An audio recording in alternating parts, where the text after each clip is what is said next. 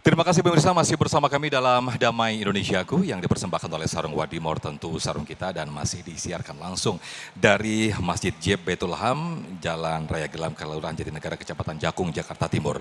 Tadi guru kita Ustadz Riza menyampaikan bahwa satu kesyukuran, satu anugerah yang kita dapatkan ketika kita mendapatkan jodoh.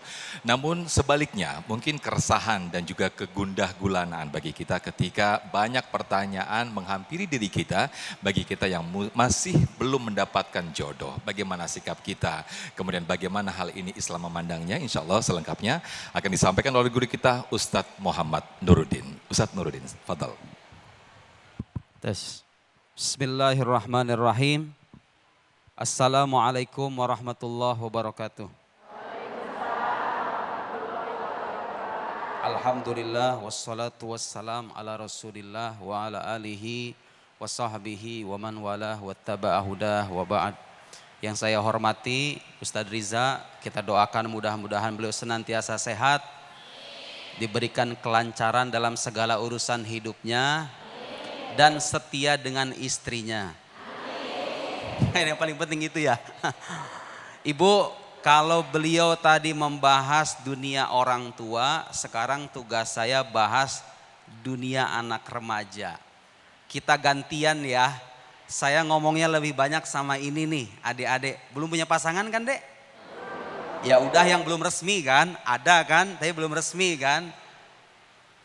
Pernah dengar tidak ungkapan jodoh itu adalah cerminan diri? Pasti sering ya, tapi yang jadi pertanyaan bu, adik-adik, kenapa ada perempuan solehah berjodoh sama laki-laki berdebah? Ya kan? Ada kan? Kenapa ada laki-laki soleh berjodoh sama perempuan yang tidak berakhlak, katakan begitu. Kenapa? Kan cerminan diri Ustadz. Harusnya kalau cerminan diri yang baik sama yang baik dong. Kenyataannya nggak begitu loh bu, bener nggak? Ternyata setelah saya renungkan, karena saya sudah berumah tangga deh. Usia 25 tahun saya menikah. Pelan-pelan saya renungkan, ternyata maksud ungkapan itu bukan berarti yang baik pasti berjodoh sama yang baik. Gak ada kepastian. Yang buruk pasti jodoh sama, gak ada kepastian juga. Tahu gak maksudnya apa? Maksudnya adalah jodoh cerminan diri itu, kita ini makhluk yang kurang, jodoh kita juga pasti punya banyak kekurangan. Jadi dek, kalau yang merasa udah memasuki usia pernikahan 23 ya, kalau perempuan biasanya 24 mungkin, kok nggak datang-datang, boleh jadi standar adanya ketinggian, nyari spek malaikat yang nggak punya salah itu. Ya kan bisa jadi. Mau yang ganteng saya Ustadz, gantengnya mirip kayak bapak saya, kalau bapaknya ganteng gitu juga. Yang ganteng, yang kaya raya, yang pinter, yang berakhlak, yang berilmu, anak pejabat, kalau enggak anak kiai, moal ayah deh. Atau moal ayah enggak bakal ada kayak begitu. Itu hanya ada dalam khayalan. Tidak ada di alam kenyataan. Di alam kenyataan ada yang ganteng, pinter, tapi fulusnya agak sedikit kismin. Mau gimana lagi namanya manusia? Jadi jodoh cerminan diri itu maksudnya kita adalah makhluk yang Allah takdirkan sebagai sosok yang kurang, punya banyak kekurangan. Pasti, saya ulangi nih, kalau ini udah pasti yang berjodoh sama kita juga punya banyak kekurangan, pasti. Terus kenapa Ustadz? Kan harusnya kalau yang solehah sama yang soleh juga. Allah Subhanahu wa ta'ala punya hikmah dan kemaslahatan di balik ketetapan takdirnya. Cuma kita nggak tahu. Boleh jadi begini bu, dikasih suami yang kurang baik, ternyata ibu jadi rajin ibadah. Ya kan? Dapat suami fulusnya banyak, boro-boro sholat 5 waktu. Subuh aja jam 9. Malam-malamnya pesta di luar, pergi ke klub malam. Ada kan? Kasus begitu ada kan? Jangan pernah sekali-kali sebagai orang beriman kita berburuk sangka tentang ketetapan Tuhan kita. Sekarang saya ingin mengutip hikmah, ini bagus Pak. Ini kalau ini sekarang saya ngomong untuk semuanya. Tadi anak muda. Adik-adik ini yang suka punya halusinasi, aku pengen punya pasangan seperti ini, turunin. Kalau emang udah ada yang niatan serius, akhlaknya bagus, pekerjaan bisa diandalkan, hati cocok setelah istikharah dan minta pendapat orang tua, ya sudah. Jangan dilihat kekurangan-kekurangannya. Mau nyari kemanapun, pada akhirnya kita akan berjodoh sama yang kurang kan. Daripada jadi perawan tua ya, karena ketinggian standar. Nah, ada satu hikmah dari Imam Ibn Athaillah As-Sakandari. Ini hikmah bagus Pak. Bagi kita, bagi ibu-ibu, bapak-bapak, adik-adik, ini hikmah bagus. Karena seringkali kita berharap, berdoa, masalah jodoh, masalah apa aja. Kita berkali-kali doa sama Gusti Allah, terus kita bertanya-tanya, kapan ini diijabah doa ini? Kita menunggu-nunggu turun ketetapan yang sesuai dengan harapan kita, ternyata nggak kunjung datang. Kata Imam Ibn Athaillah, ini hikmah bagus Pak. La yakun ta'akhur amadil ata ma'al ilhah fid du'a mujiban liya'sik. Kalau saya terjemahkan bebas begini deh, jangan sampai kita yang terus menerus berdoa kepada Allah lalu terlambatnya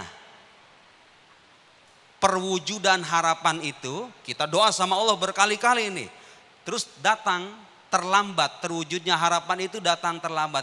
Jangan sampai itu membuatmu putus asa. Mujiban liyasik. Kita doa, adek mungkin saya udah Ustadz, 5 waktu udah dijaga, udah menambah dengan sholat sunnah, ngaji tiap hari, tapi kok nggak datang-datang.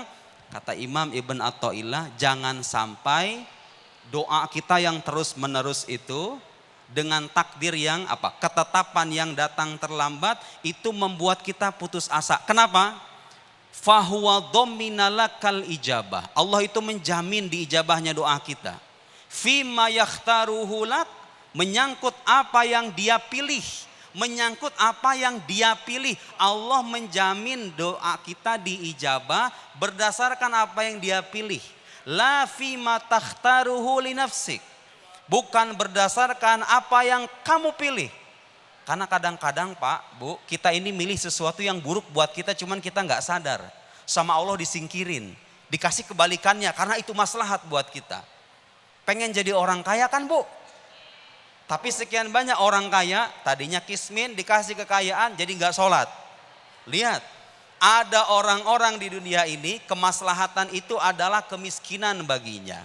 Ada orang-orang yang kemaslahatan hidupnya adalah kekayaan, Allah kasih kekayaan. Jangan sampai kita mengira doa itu nggak diijabah. Allah menjamin, ud'uni astajib lakum. Doa kepadaku akan aku ijabah. Tapi diijabah dengan caranya ya, bukan dengan cara kita. Ibu, saya mau nanya begini. Ibu kalau punya anak usia 5 tahun, minta handphone, minta motor, dikasih nggak? Kenapa? Kenapa Ibu kenapa? Ibu nggak sayang dong sama anak kalau begitu. Nggak sayang. Kalau anaknya bilang, ibu nggak sayang nih sama anaknya nih. Minta HP, minta motor. Minta tinggal di luar lagi misalnya. Permintaan anak kan? Bagi anak itu kira-kira baik apa enggak? Baik bagi anak dalam pandangan anak enak ya kan, hidup kita bisa enak. Bagi orang tua gimana? Tahu nggak cara kita kalau sayang sama anak diapain itu permintaan? Ditolak atau diiyakan? Bagus sekali. Doa kita tuh kadang-kadang begitu Bu. Kita minta sama Allah, kata Allah ini buruk, dipalingkan. Bukan gak diijabah, diijabah dengan caranya yang lebih baik buat kita. Cuma kita nggak tahu. Dominalakal ijabah fima yakhtaruhu lak. Baik, waktunya sudah habis. Mudah-mudahan nanti kita bisa lanjutkan di sesi selanjutnya. Poinnya adalah jodoh itu urusan ketetapan ilahi. Tugas kita mengusahakan sesuai dengan kemampuan diri kita sendiri. Jangan khawatir doa kita diijabah. Doa kita diijabah dengan cara yang Allah tetapkan, bukan cara yang kita inginkan. Sekian, wassalamualaikum.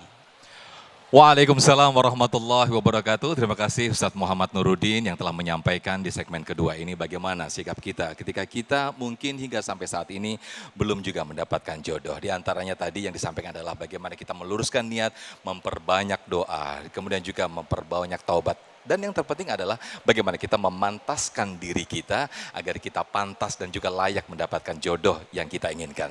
Nah pemirsa, di segmen 3, 4, dan juga 5 nanti ada segmen tanya jawab. Para jamaah siapkan pertanyaan terbaik Anda yang nanti insya Allah akan dijawab oleh guru-guru kita.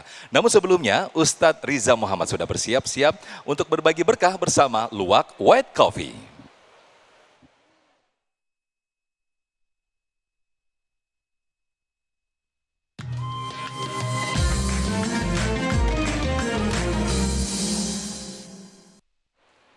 Pemirsa Dhamma Indonesiaku, Masya Allah, pasanganmu adalah rezekimu. Al-Baqarah 187, hunna libasul lakum wa antum libasul lahun.